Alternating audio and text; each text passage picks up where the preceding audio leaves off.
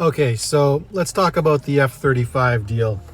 Looks like it's going to cost Canada $74 billion over what they're estimating is going to be about a 40-year usage of these single-engine aircraft.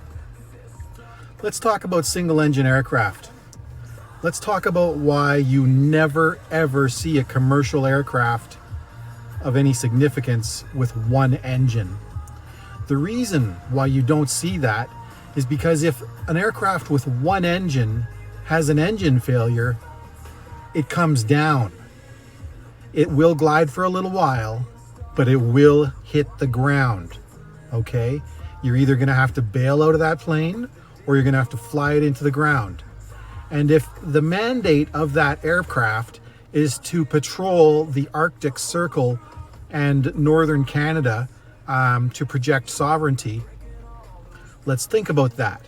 This is a place where if that engine fails, causing the pilot to have to bail, he could freeze to death before he hits the ground.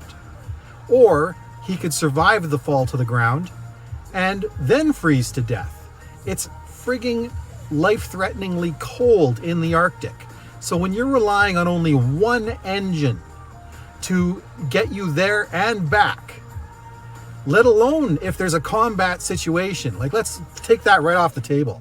Let's pretend that there's no future threats that would actually require military force. Let's just pretend we need an aircraft to patrol the Arctic Circle and northern Canada. Why would we choose $74 billion worth of single engine aircraft to do such a dangerous thing? That is categorically, catastrophically dumb, okay? $74 billion could be spent on so many better things for the military than fancy aircraft that were relevant 20 years ago. But what we really need now are drones and multi-engine aircraft. We'd get more use out of 3 747s with a cargo setup than we would with what? I guess they're talking about 88 aircraft, 88 of these single-engine aircraft to patrol the North and patrol Canada. And they're proposing to how to save money on these things is they won't fly them very much. Okay. Now, I'm just a simple Uber driver. If I was going to buy a fancy car that cost hundreds of dollars in gas a day to drive, and my strategy was to never drive it, how much money would I make? How effective would I be at my job? Okay, so you're telling me that you're going to give the Air Force 88 aircraft that they can't really use very much because they're too expensive. So what is the point of them? We don't need 88 lawn ornaments, okay? That's what these are going to be. And here's the thing. Beyond just the single engine silliness of this choice, these aircraft are cursed. When they were developing them, they were literally suffocating pilots. These guys couldn't even breathe in the friggin' things. So there's been disaster after disaster in the development of the F-35 program. Even the Americans are wary of the cost involved with the F-35. And if the Americans are worried about how much they cost, then I'm telling you, Canada should not be in that playing field, okay? We need drones. We need multi-engine aircraft. Another reason the F-35 is a bad aircraft is it's a single aircraft designed to do multiple roles, which sounds like a great idea. But imagine you're trying to build a vehicle for the road, okay? And the customer tells you, okay, I need it to win F1 races. It needs to be as fast as an F1 car.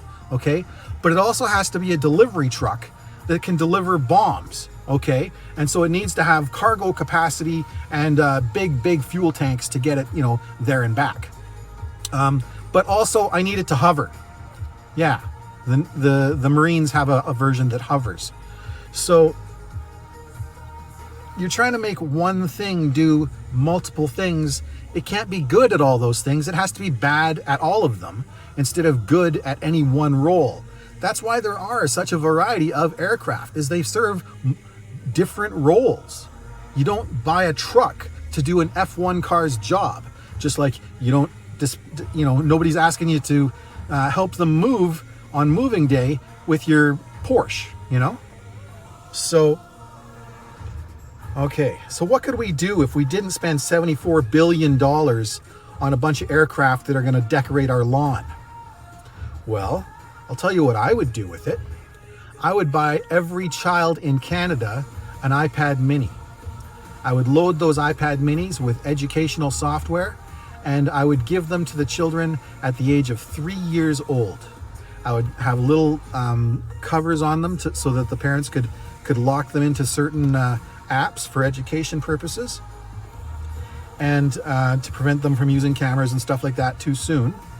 But the idea is to radically invest in education, which increases the resilience of the population. Okay, I'll tell you, having a resilient population is way more important to our country right now than having a few fancy aircraft decorating our lawns. Okay, so we got iPads for the little kids. I would invest in research in motion to create a secure operating system to manage the batteries that are going to come out of the battery plants here in Canada. And also, I would make a rule that if you're going to build an electric car in Canada, the security and the data security has to be managed by Research in Motion, or as AKA BlackBerry. Okay? We want to promote Canadian companies, Canadian technology, Canadian engineering. Okay?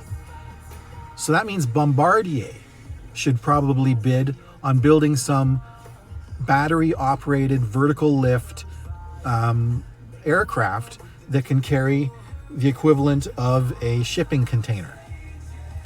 Once we have battery factories pumping out batteries, we're going to have all kinds of options for building sustainable aircraft that can lift vertically, and we can therefore use them to populate the north in places that are unreachable by roads. So that's my tirade about the F-35 jet.